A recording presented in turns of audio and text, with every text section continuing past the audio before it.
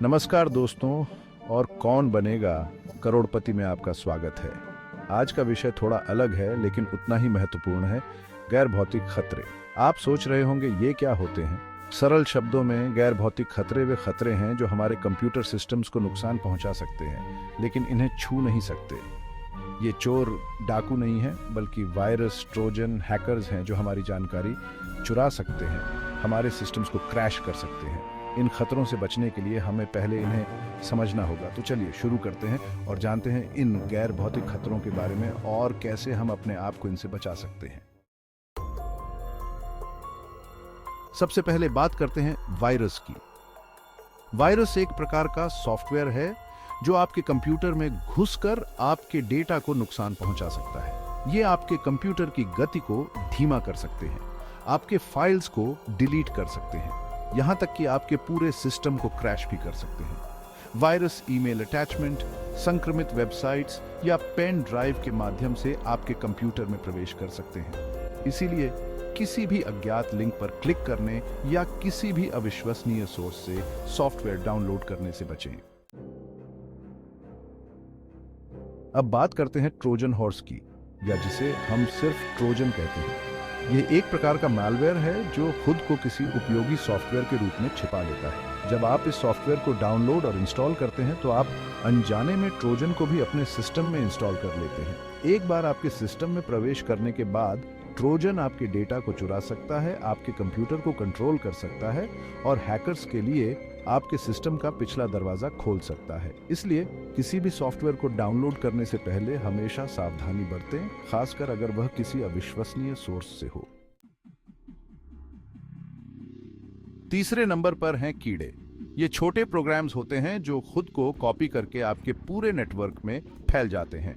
ये आपके कंप्यूटर की गति को धीमा कर सकते हैं, आपके डेटा को नुकसान पहुंचा सकते हैं और आपके सिस्टम को क्रैश भी कर सकते हैं।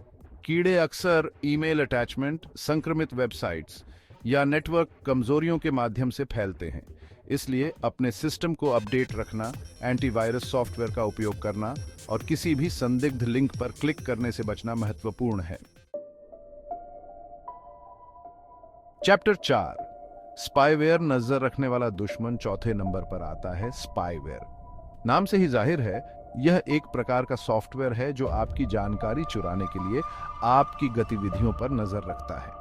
यह आपके ब्राउजिंग हिस्ट्री, आपके द्वारा दर्ज किए गए पासवर्ड्स, आपके बैंक अकाउंट की जानकारी सब कुछ ट्रैक कर सकता है। स्पाईवेयर अक्सर मुफ्त सॉफ्टवेयर, संक्रमित वेबसाइट्स या ईमेल अटैचमेंट के माध्यम से आपके कंप्यूटर में प्रवेश करता है।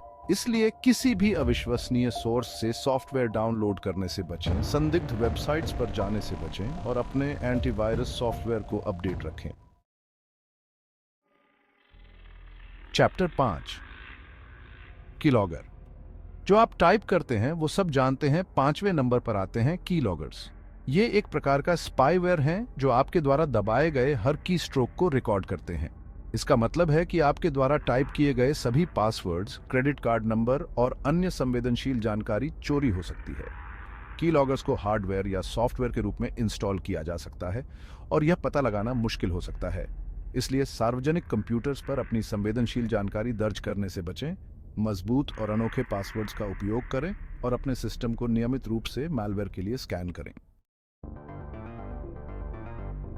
Chapter 6, adware. परेशान करने वाले विज्ञापन। छठे नंबर पर आता है एडवेयर। यह एक प्रकार का सॉफ्टवेयर है जो आपके ब्राउजर पर अनचाहे विज्ञापन प्रदर्शित करता है।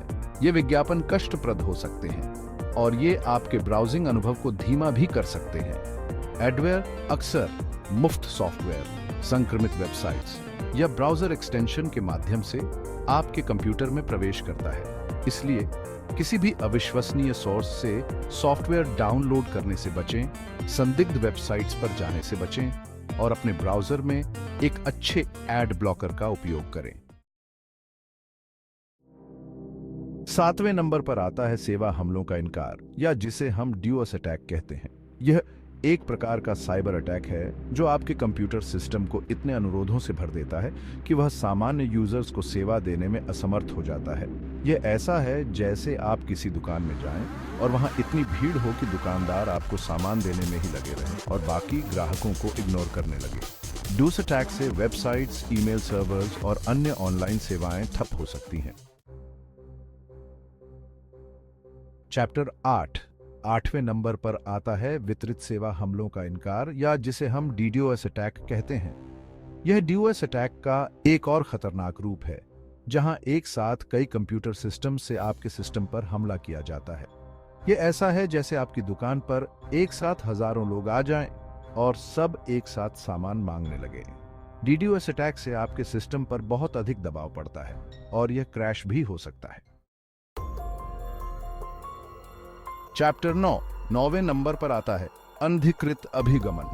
यह तब होता है जब कोई व्यक्ति आपके कंप्यूटर सिस्टम या नेटवर्क तक बिना अनुमति के पहुंच प्राप्त कर लेता है। यह चोर आपके घर में घुसने जैसा है, लेकिन यह चोर आपकी कीमती चीजें चुराने के बजाय आपकी जानकारी चुराएगा। आपके पासवर्ड्स, आपके बैंक अकाउंट की जानकारी, आपके व्यक्तिगत डॉक्यूमेंट्स, सब कुछ। चैप्टर 10 अंतिम लेकिन कम महत्वपूर्ण नहीं, बात करते हैं फिशिंग की। यह एक प्रकार का साइबर अटैक है जहां आपको धोखा देकर आपकी व्यक्तिगत जानकारी चुराई जाती है। यह ऐसा है जैसे कोई आपको एक ईमेल भेजे जो आपके बैंक से आया हुआ लगे और आपसे आपकी लॉगिन जानकारी मांगे। अगर आपने यह जानकारी दे दी तो आप मुश्किल में पड़ सकते हैं। उतरो तो दोस्तों, ये थे कुछ गैर भौतिक खतरे जो आपके कंप्यूटर सिस्टम को नुकसान पहुंचा सकते हैं, लेकिन घबराने की जरूरत नहीं है। कुछ आसान से उपाय करके आप अपने आप को इन खतरों से बचा सकते हैं। सबसे पहले, हमेशा एक अच्छे एंटीवायरस सॉफ्टवेयर का उपयोग करें और उसे नियमित रूप से अपडेट करते रहें। मजबूत और अनोखे पासवर्ड्स का उपयोग करें और उन्हें किसी के साथ शेयर न करें। संदिग्ध ईमेल अटैचमेंट न खोलें और अविश्वसनीय वेबसाइट्स पर जाने से बचें। याद रखें, सावधानी ही सबसे अच्छा बचाव है। अगर आप सावधानी बरतेंगे तो आप इन गैर भौतिक खतरों से सुरक्षित रहेंगे और आपका कंप्यूटर सिस्टम सुरक्षित रहेगा। धन्यवाद।